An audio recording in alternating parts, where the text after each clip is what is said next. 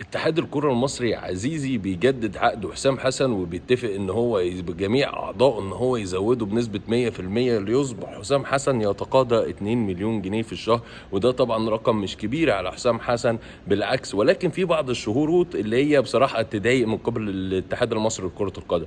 وهي ايه؟ ان انت لو العقد بيلغى تلقائيا في حالة عدم الصعود لكأس العالم او عدم الصعود افريقيا، وعلى اقل تقدير ان هو يتواجد في المربع الذهبي افريقيا. طبعا حقك والحقيقه لازم ان انت تكون طموح، ولكن في بعض الاحيان معطيات بتكون خارج عن اداره المدير الفني. وبما ان احنا عندنا مشروع وشفنا كابتن حسام حسن ازاي عنده الحته بتاعت اللي هي الوطنيه، وان هو ازاي عايز مصر تفوز باي طريقه، وبيبذل كل ما اوتي من قوه لتحقيق الانتصار المصري في كل المباريات اللي بيلعب فيها. فشايف ان ده برضو بند لازم يراجعوا فيه نفسهم. هو طبعا لسه البنود دي محل نقاش، ولكن كابتن حسام حسن باللي شفناه، بان هو وفر لنا واحد زي هيثم حسن، بان هو الثقه الكبيره طبعا في حمزه عبد الكريم بياخده رغم ان هو بيلعب في برشلونه بيه. وطبعا كل ده محل تقدير لكابتن حسام حسن. واعتقد كابتن حسام حسن هيشتغل ويشرف على جميع المراحل السنيه كمان باتفاق مع وزير الشباب والرياضه.